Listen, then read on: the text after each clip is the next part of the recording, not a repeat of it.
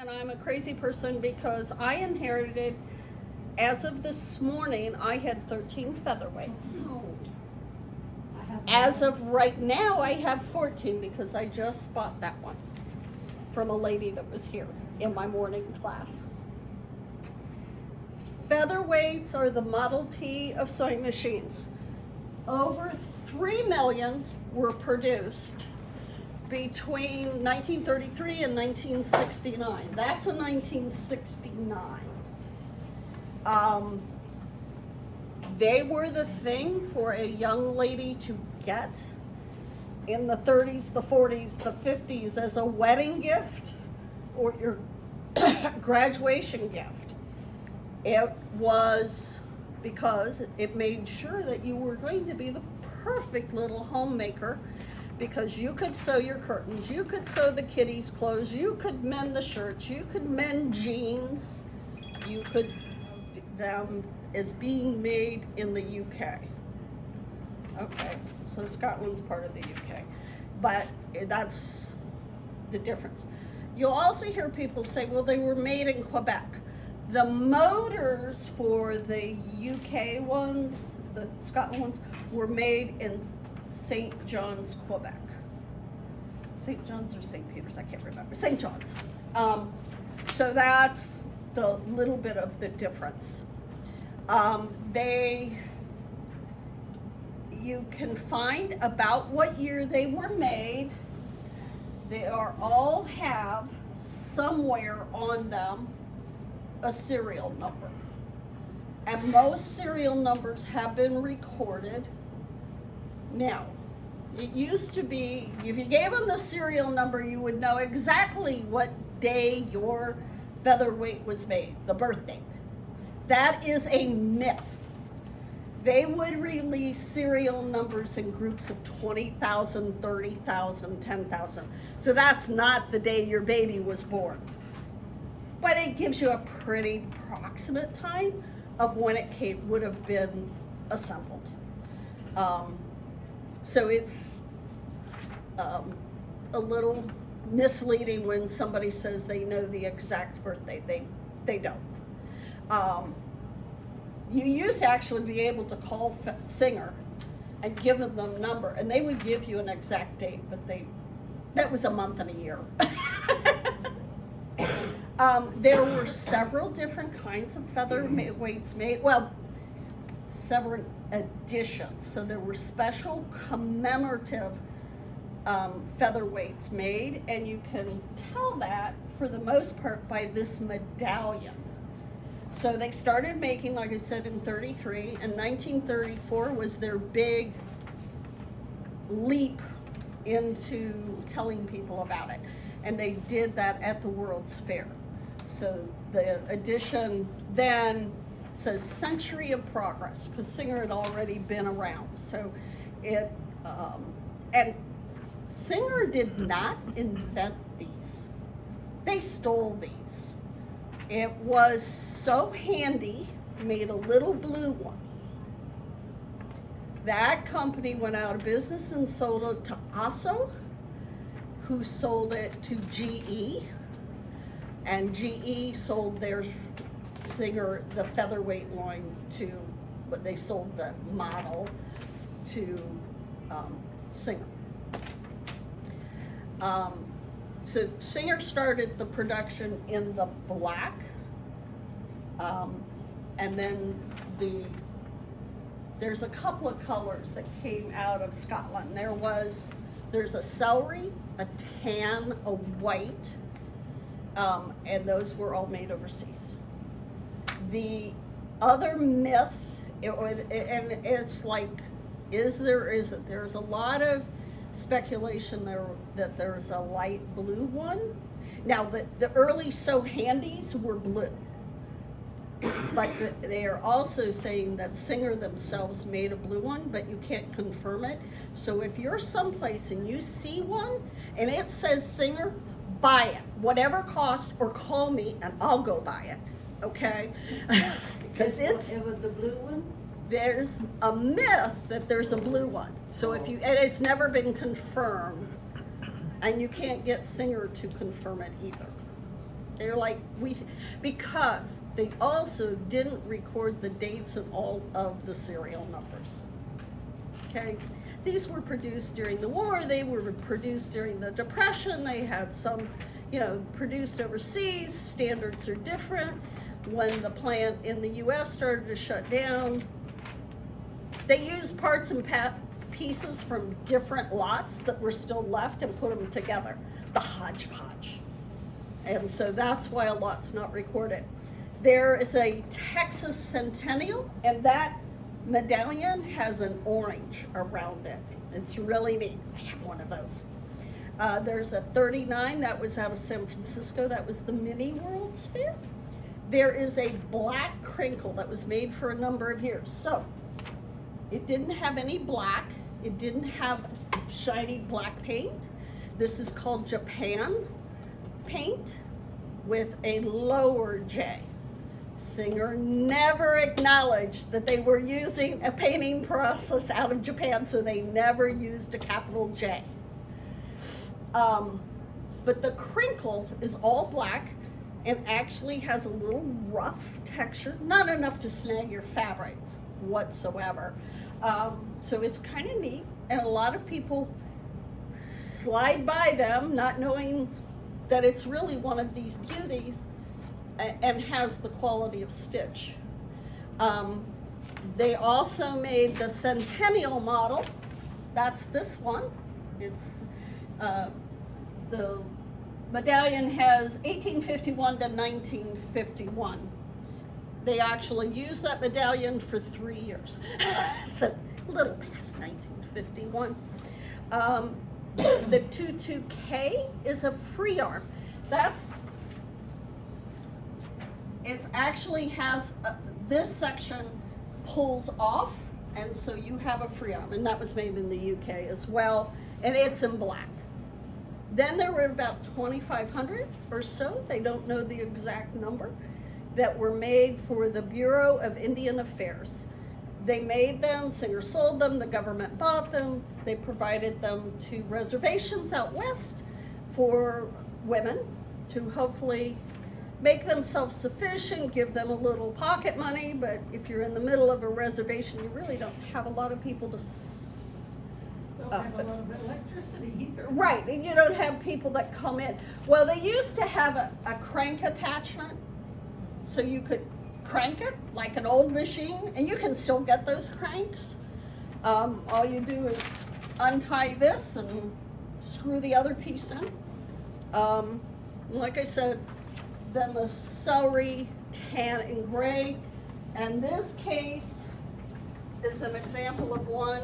I only need to clean that a little bit and it'll look like brand new. That's in great shape. A difference in this is this foot controller does not come off, where on the traditional featherweights, it's a separate piece. Couple of quick notable changes over the years. First was this little piece down here, the bobbin winder. Originally, the first models, it looked like a little school bell, and that's what they called it, the school bell. Then it changed to this. The whites have kind of a hook, so you do see a little bit of difference there. The other big change that happened is they started with this fancy scroll faceplate, and then they went to the serrated or plain. This one has a serrated, the early ones will have the skull. And you'll see these pieces at yard sales all the time, and because the rest of the machine got dumped. And that, now the colored ones, they don't have any faceplate. They're made to match the rest of their machine. Is that yours, Daniel? Yes. The reason I had that is foot controller. That also changed over the years. Started out with a metal piece here instead of this little bakelite. If you have a foot controller and you can bend the wire and hear it crinkle, do not use it. It needs to be rewired. It's not safe. You're asking for a fire. Huh? The insulation's breaking down. Yeah, you can hear the copper cracking.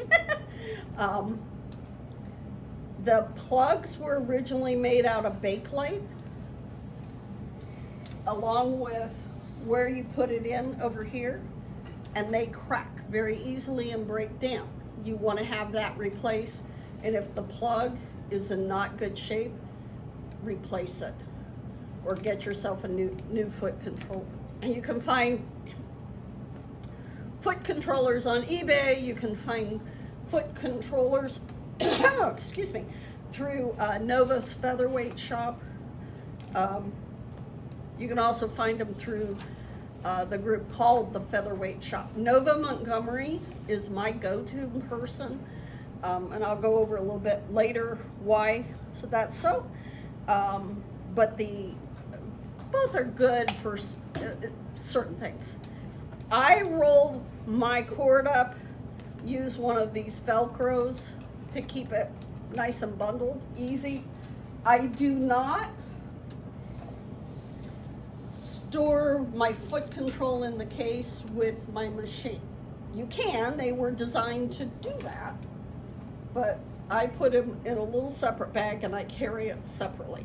Less chance of it being under here, banging things around, scratching up my paint, wrecking my decals. So just, they need loving care. They're an antique, but they still got a lot of life in them. So if you treat them like an antique with a little love care, give them their name, you name your featherweight, you'll find that it's going to serve you for a lot more. They'll be around another 100 years easily. The other thing that changed over the years was the decal. This was the fancy, and then later they changed it to a more Art Deco design. So it's a Greek, they call it Greek, but it really looks like Art Deco, and that came out in the 40s and the 50s. This, very early on, the thread tension had no numbers. It was just a spring and a screw. It works fine. It just takes more time to figure out where you're at. The stitch regulator also changed over time. Started out with this little flat lever, then they added a little screw to it. The markings on the back changed over time. So forward is down, reverse is up. If you want to do free motion quilting, you put it smack in the middle. Then you're the one controlling the stitch length and how it's moving. And you can cover the feed dogs with tape or a little plate and do your free motion quilting with it. Don't be running these like an 8-hour day of sewing unless you're going to give it a day to rest afterwards. They're really strong, they're really sturdy. The little motor though just is a little, needs a rest. That's all you're working on motor-wise. And there is an AC and a DC current. So they made a model that worked over in the UK, and they made in Europe, and they made one for us. So you've got to be careful if you get one out of Canada, or if you get one from somebody overseas. And if you get one from somebody in Australia, you really got to check it out. If you're going to buy something on eBay or Facebook, make sure you ask lots of questions, see lots of pictures. Ask and see for the bobbin case before you lay your money down. If you're at a garage sale or at a Goodwill and you see one, it'll be that little black case that looks all beat up, and they haven't really even figured out what they want to do because they're figuring it's going to go in the trash. Get it. even if you have to resell it for scraps, it's worth it. So, yeah. There's people will ask me, well, can these zigzag? Not really, but they had some special attachments that you can get that the machine doesn't zigzag, it makes the fabric zigzag, but you can get a decent stitch out of it. So there is a buttonholer for a featherweight. You'll find it much easier to do a buttonholer with a more newer machine, but I've done it. I can say I did it once. I'm not going to do a whole shirt with it. It came with its regular box of standard attachments, which was a ruffler, a binder, usually a quilting foot. It usually had a screwdriver with it. The black crinkle, their screwdrivers were black as well. That was just the thing they did, and most of their attachments had a black. This is my spa day kit for my babies. You should once a year give your machine a spa day. Meaning, you're gonna oil it and lube it, clean it top to bottom. You're gonna get the dust out. Rule of thumb is if you're using your machine, every new project should require a new needle, and recommend Schmidt's, and a light oiling in the major parts. Every 6 months, you may want to put a little more oil, and you also want to make sure that you're lubing. The lubrication is, you unscrew this, there's gears up here, you take the bottom plate off, and you're going to do a lube down here. Every 3 to 4 years, you're going to take this bottom plate off. You're going to peel this out.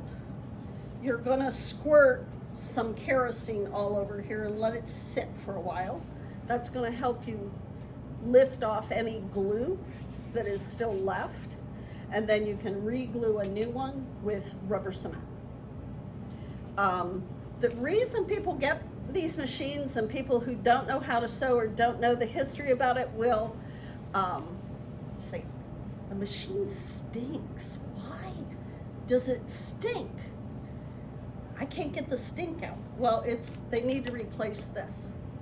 The reason being is you're lubing this, the grease settles and goes down, and grease gets rancid over time. I've also heard of people that have used. What is that bottom piece? Metal? Yeah, this piece is metal. Why would it stink? Huh? Why would it stink? It's this felt piece that the oil drips down into. Oh, okay. Yeah. So you do have, and that's also why the cases stink. This is what a case looks like after the black has been torn off of it, and it's real easy to do. It does not take chemicals. I strip this down with water. Is that wood? Yeah.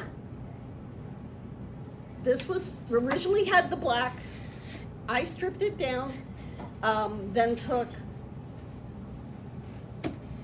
4-0 steel wool and lightly removed the glue residue that was left.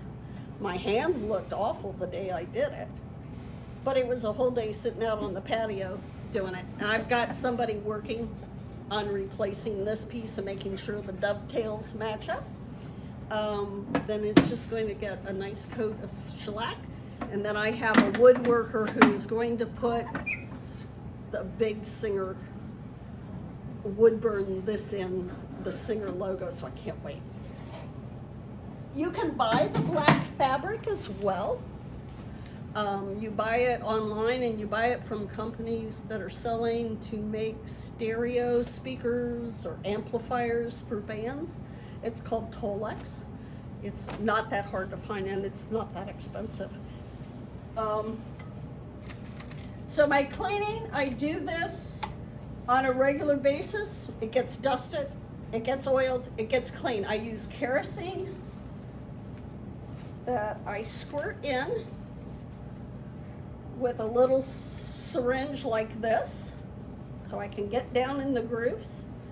Then after I let it sit, I use lots of ugly toothbrushes, and then I go back with oil and squirt my oil in. Now, you'll find oil in cases that look like this, and tubes of oil or tubes of grease. Don't use the old stuff. Collect the bottles, they're actually worth quite a bit. The oil cans, the lube bottles, but don't use the old stuff. Again, it's oil, it gets rancid. It's, you know, it has a lifespan like milk in your refrigerator. So use fresh oil. There are two companies that make the grease, the lube. This one you can get from a company called Featherweight shop that's online. This is included in your maintenance kit, or you can buy it separate. And it comes in a big syringe like that, with good instructions. This is made by Nova Montgomery. She's out of Denton, Texas. She's a wonderful lady. This I trust, that I don't.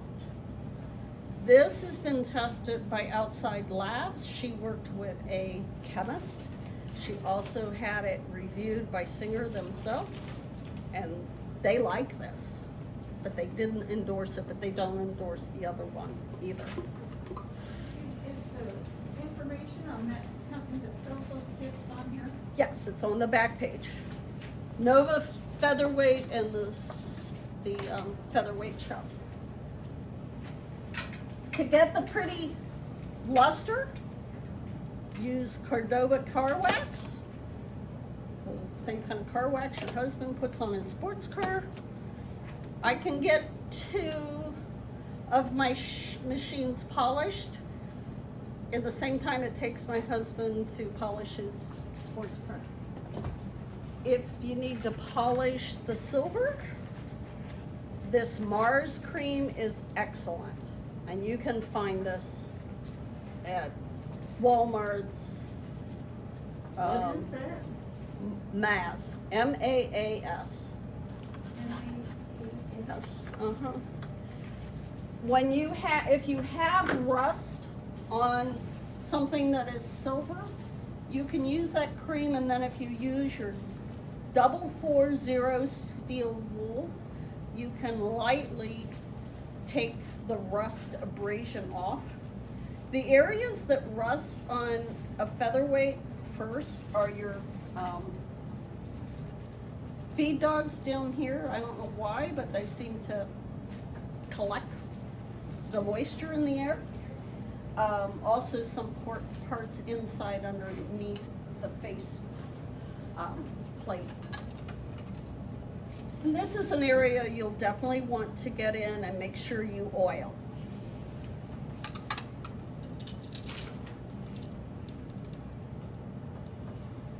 Again, be very careful when you are putting a machine in and out. Okay, I'm not going to line that up right. In and out of the case because of this bakelite part. You want to make sure you tip it in and down. You don't want to just slam it in or not guide it right, because if this bangs on the side, it can break.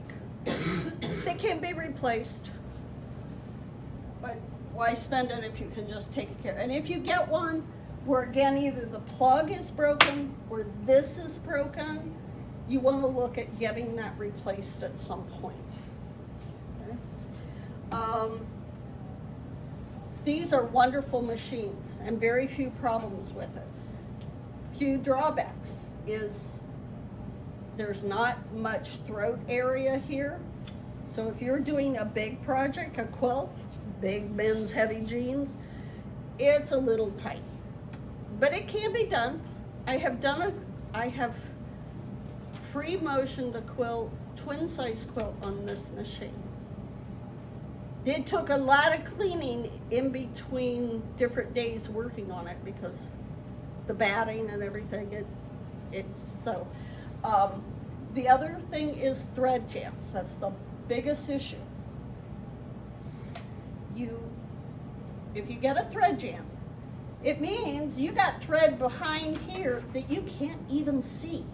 So you're gonna squirt it with some kerosene and let it soak. Walk away, go have a snack. Come back, take this plate off, make sure you keep your screws safe.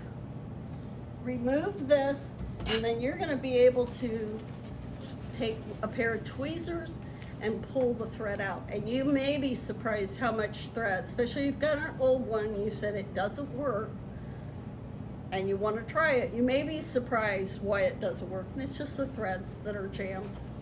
And it needs to be a lube probably. I knew a guy that used to repair them. He has since passed away. But he showed me one where the lube used inside was peanut butter. Why? Why? Don't ask me. He couldn't figure it out either. When you put it back together, there's a little finger on this piece, a little hook, and it's got to be between this plate that you just took off. If you don't have it between this plate, that space there, it's never gonna work. You're just gonna get another thread jam, you're gonna get mad. It just is part of the piece. Your pressure foot adjustment is this knob up here. If you take your featherweight to a class or an event, guard your bobbin. Nova had a class at the Texas Quilt Expo a number of years ago. She had 25 people in her class. They all broke for lunch. They all came back, and every single machine had the bobbin case stolen. Bobbin cases on eBay, original bobbin cases, go between for $100 to $125 a piece. So, and there are knockoffs for the bobbin case, and some work and some don't. They're just not calibrated quite the same. So if you have an original bobbin case with your machine, hang on to it, guard it. That's why this one is not in here. But I have it. When you're taking your machine apart, they make some really pretty metal trays with a magnet that are sold on the Featherweight shop, and they want $15 or $16 for them plus shipping. This little thing, okay, it doesn't have the Singer little decal, and they're painted white or red or white, red, blue, I forget, a couple different colors. Anyhow, this is $3.95 at Harbor Freight. Does the same thing. I always have a slew of screwdrivers, so I try not to wreck the top of my screws. I also have this handy flashlight so I can see down in the grooves, because the bifocals don't work anymore. So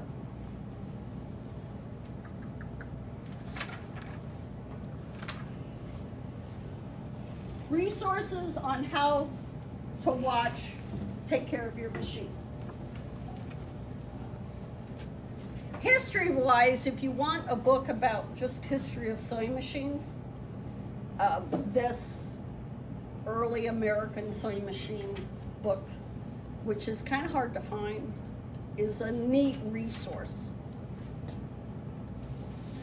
Is that in our, That one I didn't have listed in here, but it's because it's hard to find. But I mean, that I've currently got checked out of the Columbus Library, and they only have 2 copies in the whole. what's So the name of it again? it is the Encyclopedia of Early American Sewing Machines. So it's kind of interesting to see how they passed from the treadle machine to a chain machine. You know, it stops around the time of these, so it doesn't have the electronic stuff in there. Featherweights came with great little instruction books. The first ones were these little tiny green ones. Some machines you'll find it in there, and other machines you won't, but they have reprinted this, and you'll find it and it looks like the dog got it. But you can order fresh reprints. So it's all doable. The older machines, this is what the book looked like. And I found this book with like 6 bobbins for the Singer, one of the feet attachment, I forget what else. It was a whole grab bag of stuff at a Goodwill for $3. Guess who took it? So, this is a funny little book. This isn't. This is the handbook for home and school. This is what little home ec gals got when you took sewing. So this is about tension. It's not specifically about the featherweights, but they talk about the tension guide. They're using the featherweight model in here. So that's one of my collection. This was made by Ohio State, by the co-op at the university, solving sewing machine problems. So this was made in the 50s and addressed not only Singer, but the 221, but also the 301 and some of the machines around that time. And then this is my Bible. This is on a 3rd edition. This is the Featherweight 221 Perfect Portable. My 1st edition that I have looks like it's well used, it's well loved. But you can get this edition now through Amazon, half-price books. You can find it sometimes, and you can find it on eBay. And it's not that expensive. Well worth it if you have one that you need to maintain. Then, my Bible on how each part I need to lube, I need to oil, what order I should go in. I use these sets of cards. These Nova puts out. I love her. So she has these 5 cards. One is the attachments, so it talks about all the basic attachments for a featherweight. The roll hammer, the ruffler, the hem guide, the edge system. So it's a nice, and they're all heavily laminated. I have 2 sets. The other set I took and hole punched and then put a ring clip through it so I could turn them up this way and over. But then I got another set, and so a great. Where do you get those? Those are from Nova's Featherweight shop.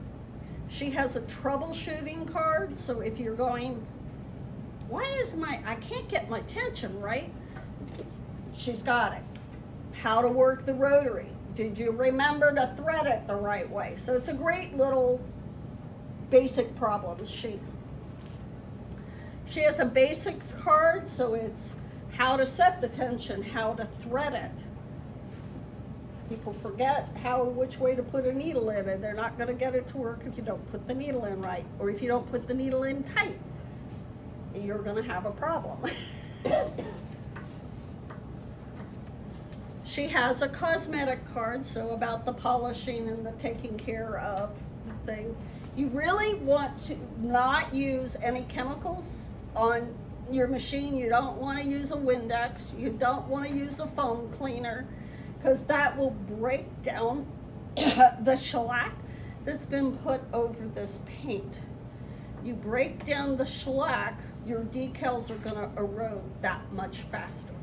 You already will see machines where this is almost all gone, and that's because it's been used and it's been rubbed, and pins have snagged it and chipped it. What do you use then? A little bit of water and a drop of Dove soap, and just take a little cloth and rub it, and then your car cleaner, your cleaner wax. That's a $7 investment. It's well worth it.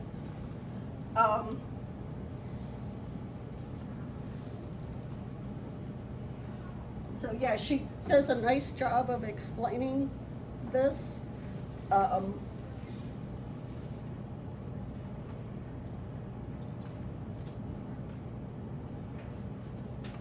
then the card that gets used the most is the maintenance card. The maintenance card takes you from point A through the 20-some points on the top that you need to oil, and the points and the order how to oil down here, and lube. You're gonna lube, the lubes are these big gear things which are here, and if you unthread this up here, there's gears there, and that's where we found the peanut butter. That's what you wanna clean. You wanna get out the old stuff first. And the reason you start at the top and work your way down is so that anything that's drips goes down into your felt plate. I always take this off if it doesn't need to be replaced yet, and set it on an old towel that I'm probably gonna throw away, and just let everything drip to the bottom. Can you rinse that foam thing out?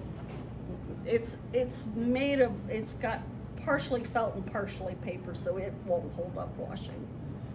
It's not that expensive to get a new one. So,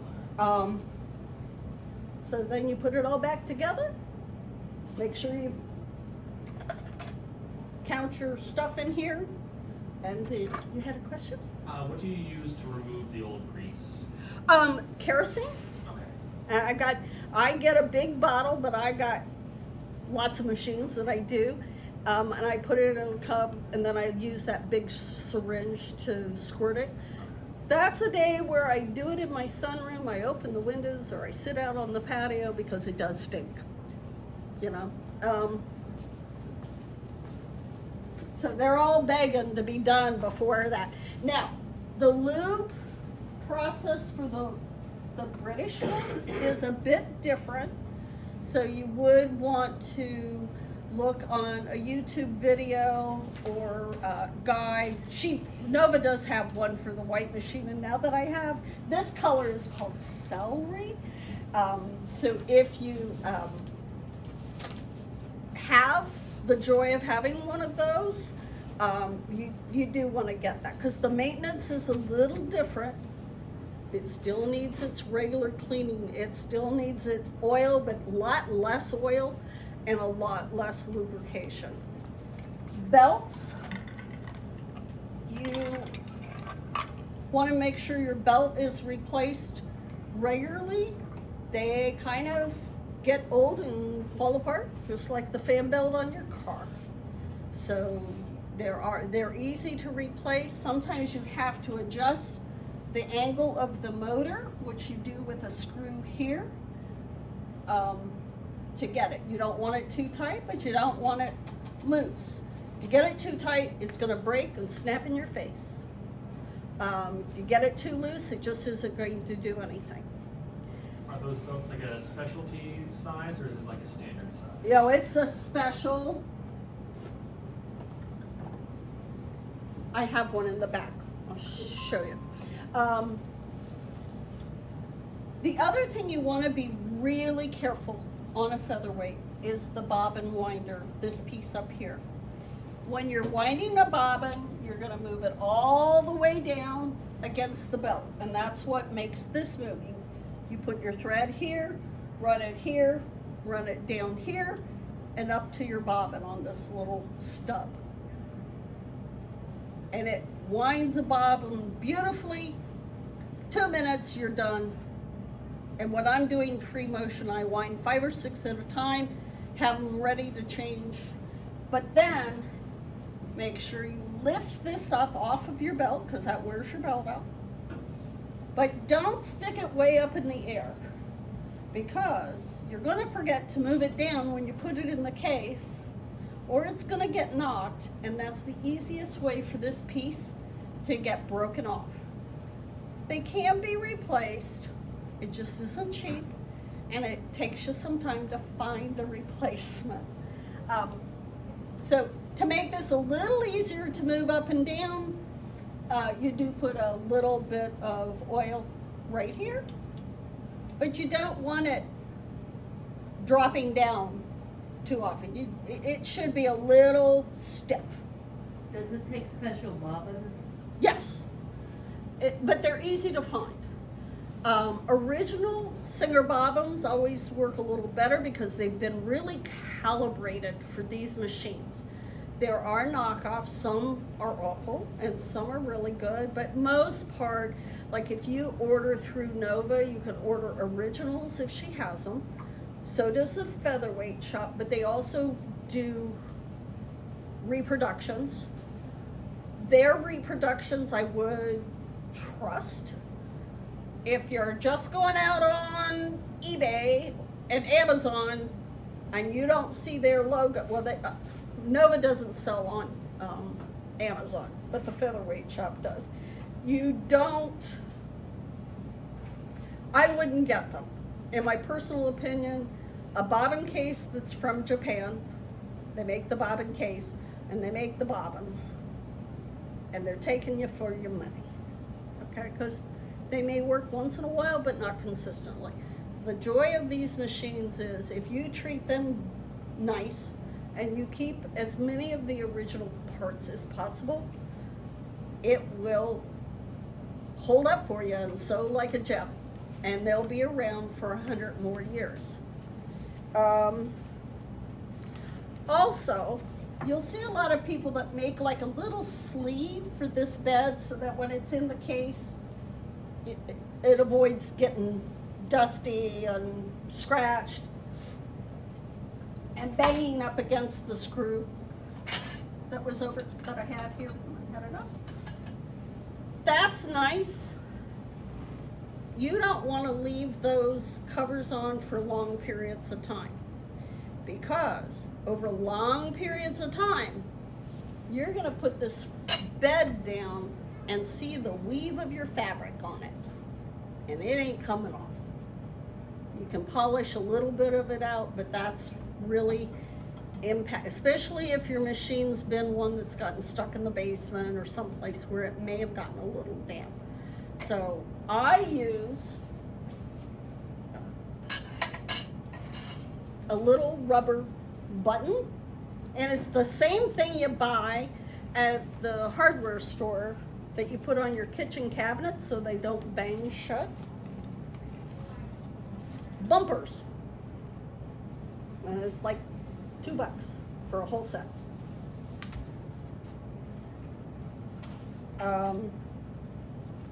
The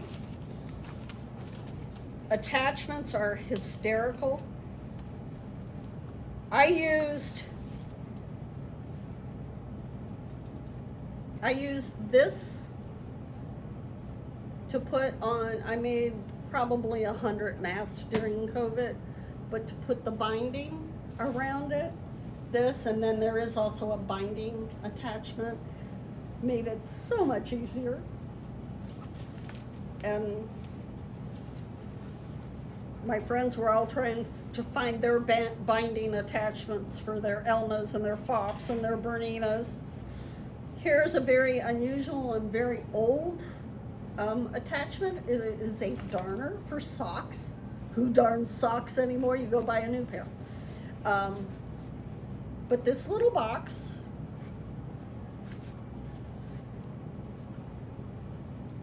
it's not complete, but I was in one of the machines. I inherited 13 machines.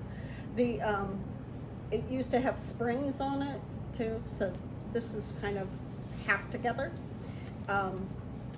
This is like worth $150. There's an attachment that does an embroidery stitch for the Featherweight, and it attaches in the back with 2 spools of thread, and then it comes down, and then it takes and crisscrosses the thread, then down through the needle. And the way it does it, it gives you a chain. It looks like an embroidery chain stitch, and so they call it the embroidery attachment. Now, if you find one, you're gonna put out between $1,600 and $2,000 just for the attachment. So, now a trick on eBay. You wanna search eBay. So you're gonna put in Featherweight machines, and there'll be about 30 machines every day listed. Some start out for a penny, some start out for $100, some start out at a stupid, ridiculous price that they want $1,500. Well, they can ask those prices depending on what edition it is. But one of the tricks is to see if there's somebody who doesn't know what they have, and they've listed as a Singer, and they go back and they take the number off of the motor. So they'll call it Singer CAT 3-120. They don't know what they got. And most people won't find them doing their search.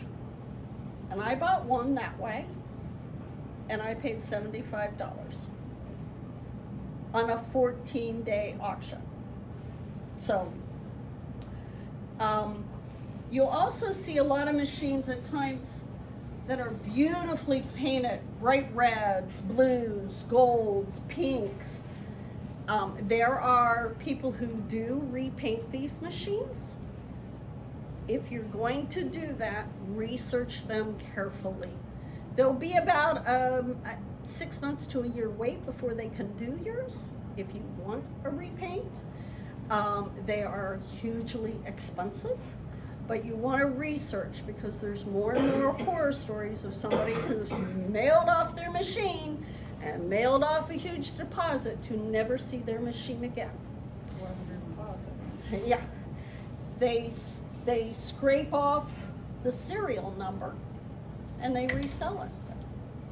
And if you're not looking for a serial number, but you're looking for a little machine, you don't know you've gotten one that's been stolen, basically.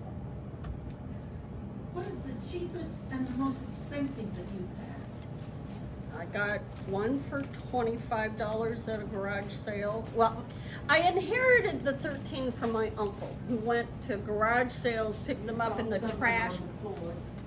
Right? Oh, okay, that's my felt thing. I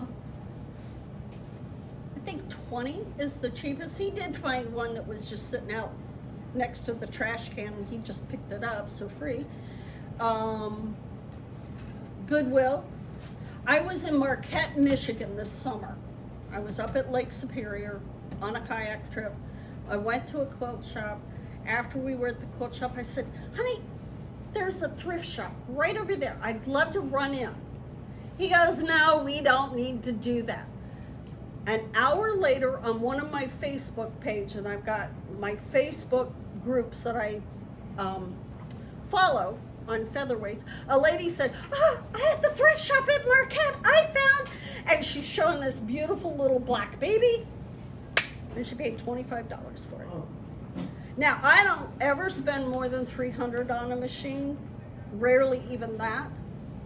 I've gone to auctions, I've gone to estate sales, I've gone when I see somebody that's trying to clear out their parents' house and they don't know where to start. I'm like, I'll get that little box cleaned up for you and help you sell it. And you can use it for expenses for mom and dad. You know, and I've sold them for as much as $450. What was the original cost when they were new? I have one that has the original sales receipt to a Helen, so her name is Helen. It was $131 with the case and the attachments, and she paid it in installments of $10 a month. Is that incredible? So, Mine was cheaper than that. huh? I said mine was cheaper than that, the lady. I have the original one. It was $99 and she paid $2 a month. You see that so often. There are just some incredible stories and histories on these machines. So if you have one, love it. If you don't, Call you. call me. If you got a question, call me. Do you have a business card or? I don't. My name and my phone number and my email addresses. I have 2 emails. Send it to that. I retire next year. Yay! And my hope, thank you, my next year, and I hope to be able to start a featherweight club here in Central Ohio. There's only one other club in Ohio, and it's clear up by Akron, Canton. You're from Columbus, Ohio? Yeah, I live over in Reynoldsburg. Where? Reynoldsburg. Oh, okay. So I'm not, but I'm hoping that I could get that the club could meet quarterly, bring the babies in, everybody give it a little care, work on a project, share a little history, you know. So watch me on Facebook, because once I get it started, or go the Columbus Metropolitan Quilters. I belong to that quilt group. We have a quilt show next March, not this March, next March. You know, I will have information on that as well. And our quilt group is great. And we have people that do a little of everything in that group. Do you have a display in the vendors? Yes, the quilt group, the Columbus, it's the great big star quilt. That's us. Yeah, okay, I'm sorry to keep you over. What is the pattern of that quilt you have on